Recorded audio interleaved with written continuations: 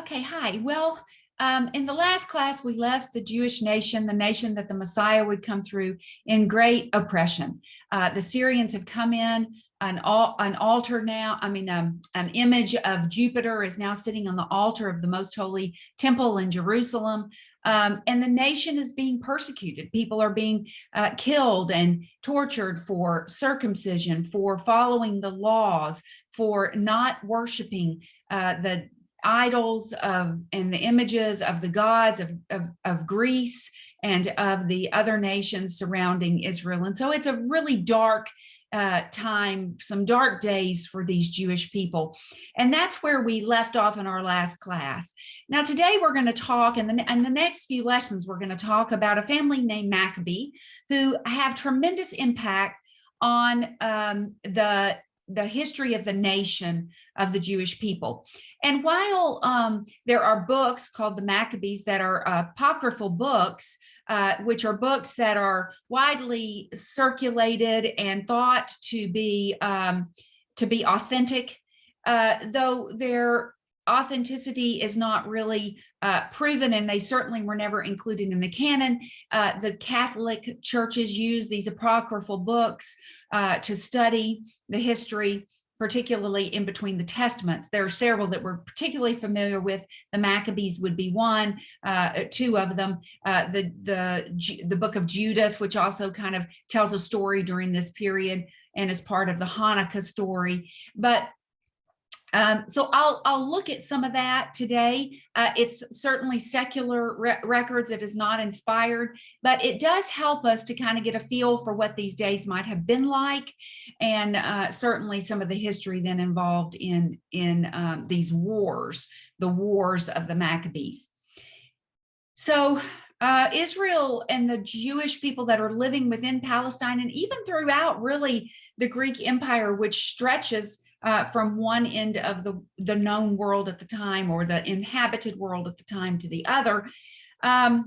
It's really quite horrible for the Jews. And so we're going to concentrate a little bit on just that Palestinian area. The government of Antiochus was very oppressive. They had erected a pagan altar in lots of cities, but in particular, the one we'll talk about today is at Modin, a city that's west of Jerusalem. We'll see a map in a couple of slides from now. The Jews were asked to show their loyalty to the government by sacrificing on this altar that was built by Antiochus. Modin was the home of an elderly priest named Mattathias, and he was from the family of Maccabees. And so Mattathias Maccabee was his name. Mattathias was asked to come forward. He was a priest there in Modin. Come forward and sacrifice as a good example to all the others. You do it first, and then the others will follow, is what the government officials thought. Well, of course, he refuses, but there's a timid Jew in the audience, or gathered on this particular day, who comes forward because he's fearful. He's timid. He's fearful, and he comes forward to sacrifice on this altar in Modin in order to sort of deter the wrath of Antiochus and not have Mattathias in danger. Well, Mattathias, of course, is furious because he would rather die than have the Jewish people that live in his area, who he is responsible to keep clean and to guide, to worship on this altar, this pagan altar. And so he comes forward and he kills the young Jew, but he also kills some of the government officials who were there on that day. And of course, this causes a terrible problem. And the Maccabees, then, this family, they must flee, and they flee to these mountains that are in the Judean area, mountains that we see all throughout the gospel messages, and that comprise some of that wilderness area, even in the Judean area. A quote from Mattathias out of the book of Maccabees, which is, like I said, an apocryphal book that is just sort of some historical. We don't know of the authenticity of all of the stories within, but there's a quote given there that gives us an idea a little bit of how Mattathias, and we know from secular history, certainly, of the wars of the Maccabees. So But it said that he says, even if all the nations that live under the rule of the king obey him and have chosen to do his commandments, departing each one from the religion of his fathers, yet I and my sons and my brothers will live by the covenant of our fathers. We will not obey the king's word by turning aside from our religion to the right hand or to the left. Sounds very much like Joshua. It is impossible to think that there were not people that always stood for truth. We know that the remnant is discussed both in the Old and the New Testament. There was always a remnant of people who were trying to go back and follow God. There were restorations and reformations all throughout those years of people who were trying to return and to bring people back and to live their lives according to those laws. And so Mattathias Maccabee and his sons were some of those people, I think. So if you look at this map that's on the screen now, this kind of gives us an idea of where Modin is thought to be. And Mattathias calls sort of to arms and calls those who are zealous, whoever is zealous for the law and maintained to the covenant, let him follow me. And so Mattathias kind of makes this convicted statement that he will lead those who want to continue to follow the law, that he will continue to strive to do God's will. And so he has 5 sons.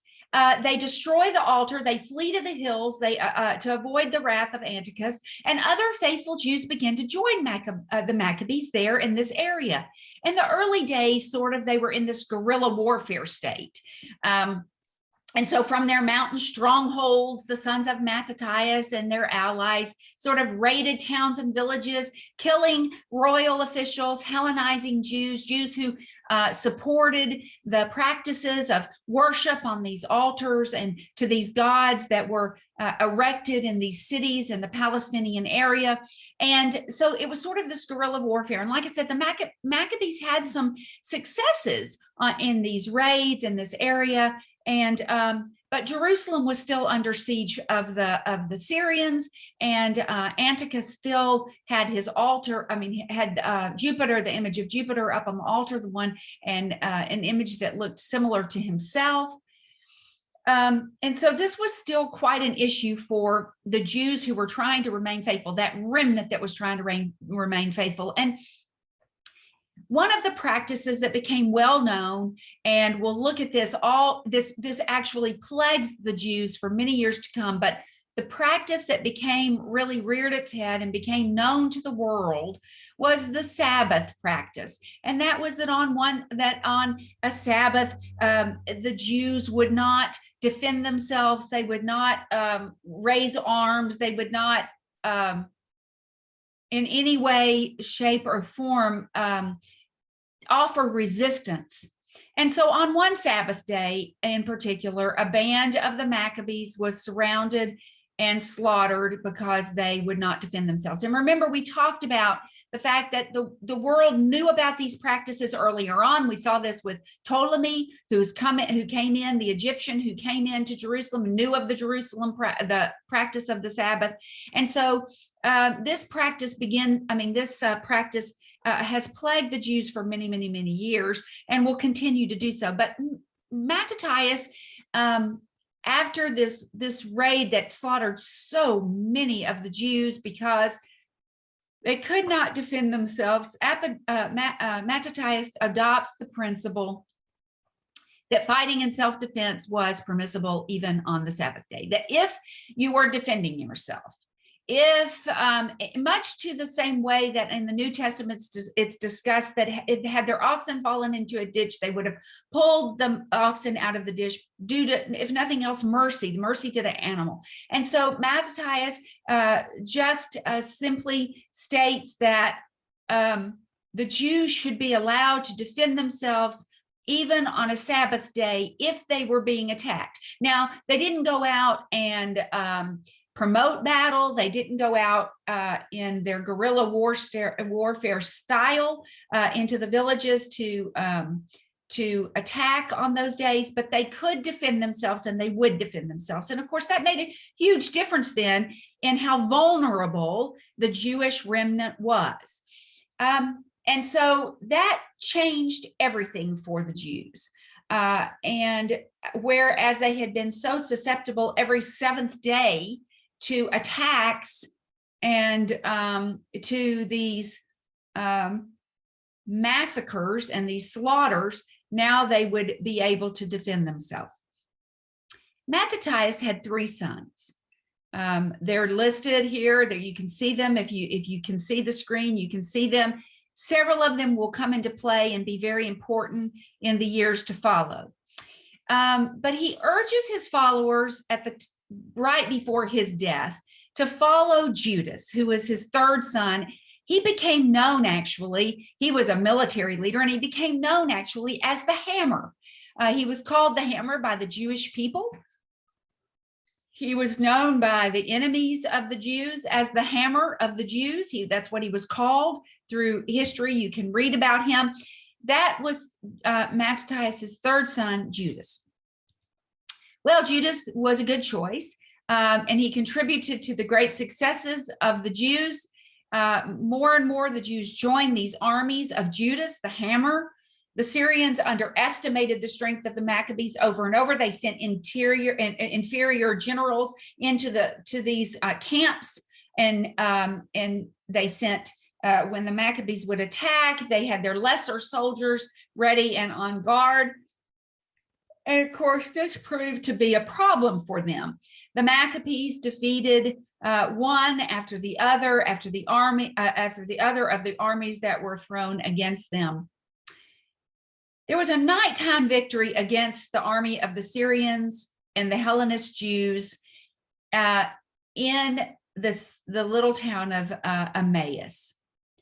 And Emmaus was between Modin and Jerusalem. And when this victory took place, and there was such great success in this nighttime victory for the Maccabees, it opened the door to Jerusalem for the Maccabees.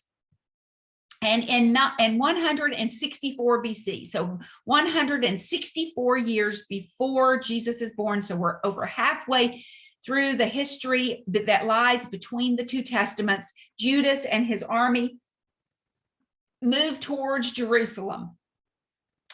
And they are able to make great progress. Now, Menelaus, who, as you recall, is the high priest who is now a Syrian supporter. He's willing to worship the god Jupiter, who sits upon the idol. He and his supporters flee Jerusalem because the Maccabees have become quite a strong resistance. They have a lot of folks that are fighting with them. The Maccabees enter the city.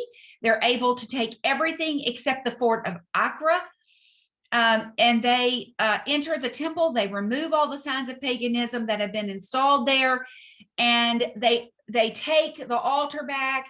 The altar that represents Jupiter was taken down. A new altar is erected for the God of Israel. And so all this happens in the year of 164 BC. Well, that event, that march, that drive, that undertaking, that taking back of the temple, restoring the worship in Jerusalem back to the Jewish population, became what is now celebrated as Hanukkah. Beginning on the 25th day of the last month of the year, Kislev in the Jewish calendar, December in our calendar, though it falls while the Jewish calendar and the Georgian calendar, which we use in America, not everybody listening to this presentation, if you're on the website, may use our calendar, but what is our 25th of December, although not every year, if you've ever been friends and known Jews, the dates of Hanukkah somewhat fluctuate on our Georgian calendar. That is because the Jewish calendar doesn't match exactly. But on the 25th day of Kislev, the Jews observe this 8-day feast of dedication or festival of lights. This feast is mentioned in John when Jesus comes into Jerusalem for this feast of dedication, just 6 months prior to the time when he will die. Actually, about 4 months prior to the time that he will die. And so this occasion is celebrated it was celebrated at the end of this period during which this oppression had been ended. Let me restate that. I think I got mixed up in my thoughts. So for 3 years, the temple had been occupied and the people had been oppressed by the Syrians. But the celebration, the Feast of Dedication, which is mentioned in John, is a celebration of the ending of that 3-year period of oppression. It is an 8-day celebration because it is said that the restoration of temple worship took 8 days to cleanse the temple. And so there are legends and stories that go along with this festival. It's the festival known as the Festival of Lights also because there's a story, and the legend is that there was only one little container of oil left in the temple when Judas Maccabees and his supporters come into the temple, but that miraculously that oil was restored each evening, and so that every day for 8 days they had enough oil to burn in the holy candlestick in the holy place while they restored the worship of the temple. Therefore, they light their menorahs, they light they're one each night, representing the 8 days that it took to restore that temple. And so that is what is celebrated in Hanukkah. There's several things that are related to the story for the Feast of Dedication. We're going to actually talk in length about we're going to have a whole class dedicated to the Feast of Dedication in our Harmony of the Gospel class when we get to that part of Jesus's life, towards the end of his life as he comes into Jerusalem for really the last time before he comes in for the final Passover.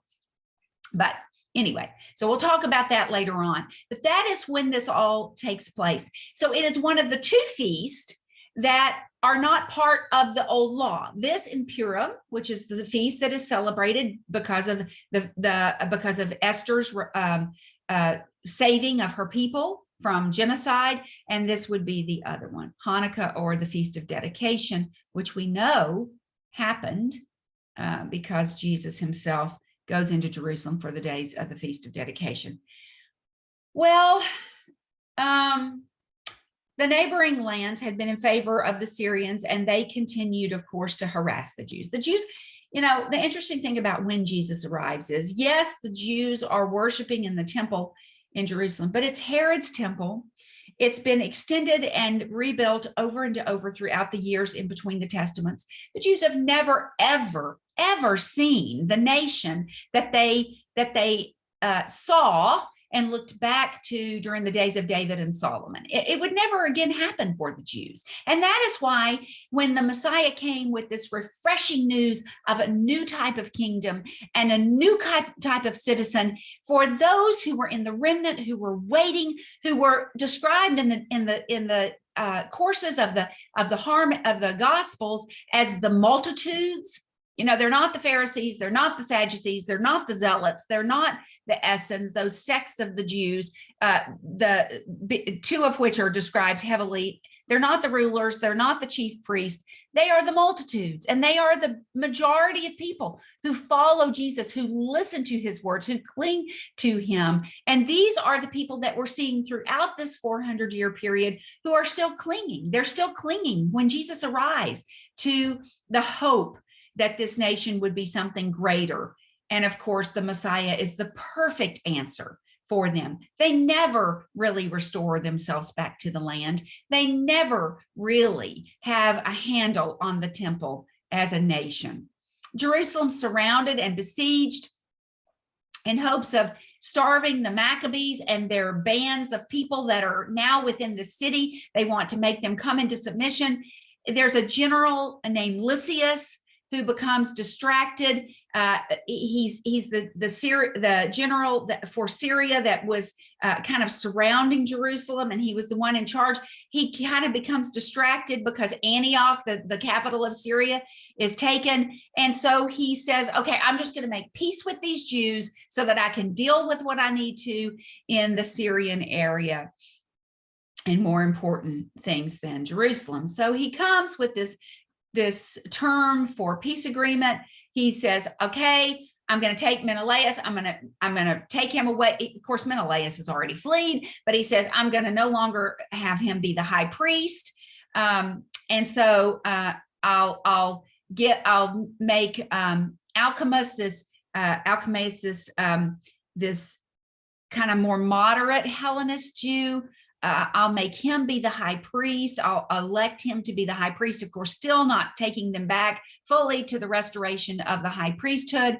Judas and his followers would not be punished. He says, I'm not going to punish anybody who was part of this revolt. I'm not going to have anything happen to them. And the walls of Jerusalem need to be torn down. We're going to tear down the walls of Jerusalem. It's no longer going to be this fortified city that the Jews can hole up in and protect themselves and defend themselves from the outside forces. Syria will remain the ruling force, but I'm not going to punish the Maccabees and those that are their followers. Well, so there was a council in Jerusalem, a provisional government, so to speak, that had been set up after the Maccabees had come back in and taken. And it included some of the Maccabees' armed officers and the respected scribes, the elders associated with that Hasidim part of the Jews, those orthodox, very stringent, who will later become the Pharisees, really. And the Hasidim goal had always been to just have religious liberty. They wanted to be free to worship as they wanted. So they felt good about this peace agreement. They felt like it would give them what they wanted, that it would allow them to worship the way that they wanted to. Judas, however, was not in favor of this provisional peace agreement. He wanted to have both full political freedoms and also religious liberty. And he didn't feel like the Syrians were giving him that. He felt like the Syrians were going to renege. He felt like this was going to backfire, that this was not going to go well for the Jews. But the Hasidim Jews, they outvoted the Maccabees. They achieved their goal. And Alchemaeus was installed as the high priest. And Menelaus was executed. All right. Judas and some of his followers, they leave Jerusalem. They think, well, okay, we're not going to stay here. We're not going to stay here under this, again, false priesthood, false high priesthood. We know that this is not going to go well, that Lysias is not a man of his word, that this is not going to go well. But the Hasidim Jews, those who were, just willing to just have the freedom for the time being to worship, they stay there. Well, unfortunately, Judas's fears, they've proved to be true. Alchemist was had a number of the Hasidim Jews executed. He comes in and he takes the loyal Jews. He turns that had turned to him and to Alchemist and had stayed there. And under the leadership of Alchemist, he takes those Jews and he executes them. But there are Jews who know that they can go back to Judas, and they go back to Judas and they ask Judas to come in and to help them.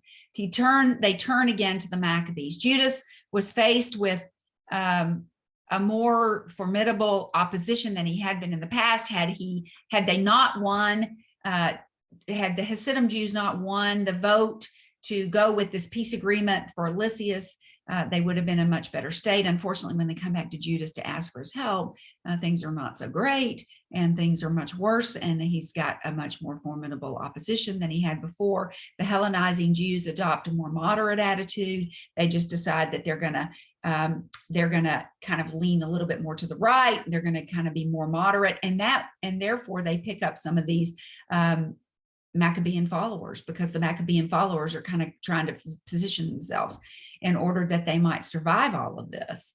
And so we see, as always, political winds change, things change, and men begin to compromise. So the ones who had once followed Maccabee and wanted the full restoration of Israel are now going to succumb and compromise some on their beliefs, and they begin to go with more the Hellenizing Jews who have become more moderate.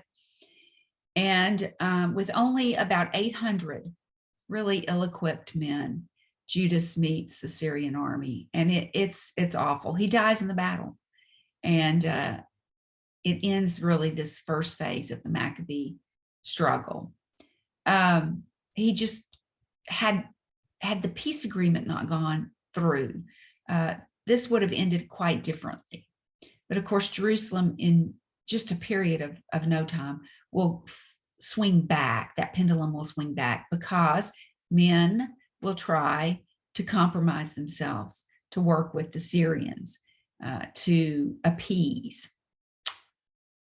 Well, there are 3 brothers of Judas who flee with a couple of hundred Maccabean soldiers, and they go across the Jordan River. So they're now occupying kind of nomadic land over on the east side of the Jordan River.